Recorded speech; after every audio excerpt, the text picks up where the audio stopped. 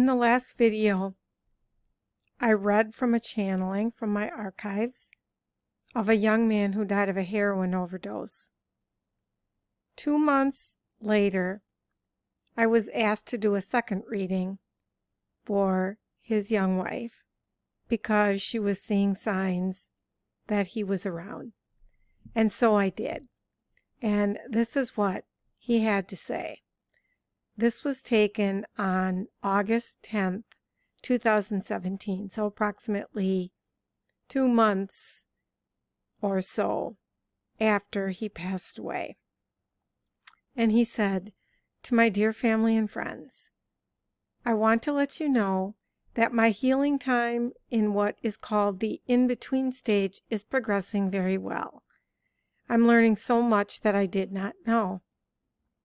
During my last incarnation on Earth, I am remembering that I had urgings and quickenings that from time to time would present themselves, like glimpses of knowledge, tempting and encouraging me to study and learn to open to the truth. But there was a dark energy around me which would always sabotage these efforts. I was able to see this clearly during my life review. Everyone goes through a life review when they pass over and enter the in-between stage. It is where our soul evaluates what we have done and failed to do during the course of our life on Earth. I don't know where the dark energy came from, but I know that it was under its guidance and direction that I began using heroin for the first time. I had inner trauma from being abused as a child, and this was never healed or addressed, and I think this made a gaping hole in my energy field. It seems like this could be how the dark energy came in, and I was not aware of it. I only knew I had urges that continued to propel me further and further down a dark path. I'm learning about how all of this works here. I never knew this huge divine plan existed. It is so marvelous and exquisitely well-fashioned that I marvel at it and wonder how it was that I did not see it. I think the dark energy blocked my vision. Darkness doesn't want souls to know that they are a divine spark of the Creator and that the light within them is so powerful, because that would threaten the very existence of the darkness. I didn't understand any of this while I was alive last time, but now the angelic beings are helping me to see why I chose that path the last time around. It wasn't a wasted life at all, because I knew and loved all of you. I had no knowledge of being loved by the one infinite Creator. I think the darkness wanted to keep it that way. I consider myself very lucky, because many souls that die from drug addiction never make it to the light. They hang around the earth and attach to beings still alive that are also abusing drugs. In this way, the drug addiction cycle continues to perpetuate itself. I am learning that beings of light put the thought in my mind, am I dead, and what if I was wrong about there being nothing after death, as a sort of contract. What I mean by this is they want me to use my story as a way of getting the word out to others that there is hope, and there is light, and there is a God that loves us. Therefore my death was not in vain. It will aid in the evolution of your souls, because now I will be able to teach you what I learn here. And you can take that message to help others who are struggling with addiction. I hope you will consider taking my story to others and offering them hope, and telling them there is a path out of darkness and into the light. There is hope. There is love. We are eternal. I love you. And then he signed his name. And I think a couple of things that I thought about after I received this and I sent it on to his wife were that reincarnation is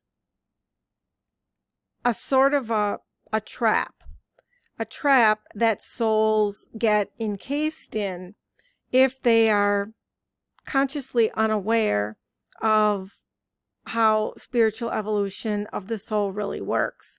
So they keep coming back here again and again and again. And each time they're in a new body, they forget who they were, they forget what they did last time, and they forget the lessons that they learned. And this is a problem because the idea is to get off of the wheel of karma and reincarnation and move on. Move on to a dimension or a density, if you will, that is higher. And this is the third density. We can move on to the fourth density, which is the density of love, and fifth density, which is the density of wisdom, and then sixth density, which is the density of no polarity, no good and bad, no evil, there's no opposites, because there is only one, and that is the density that the beings came from that channeled the raw material to Carla Rickard in the 1980s. Beyond sixth density, of course, is seventh density, which is a return to the one infinite creator, or to the source, which is the path that all souls are trying to take. And sometimes I think that the more people have trauma in their lives and the more difficult time they have, I call these catalysts. If they learn from them and grow, that will propel their soul's evolution on faster.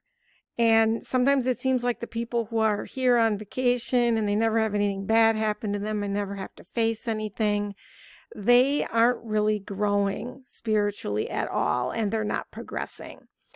And one of the great masters of all time, of course, that led the way in breaking the cycle of karma and teaching that we can move beyond this realm and stop the cycle of reincarnation, was Siddhartha Gautama, the Buddha. And I studied Buddhism for several years when I was a lot younger.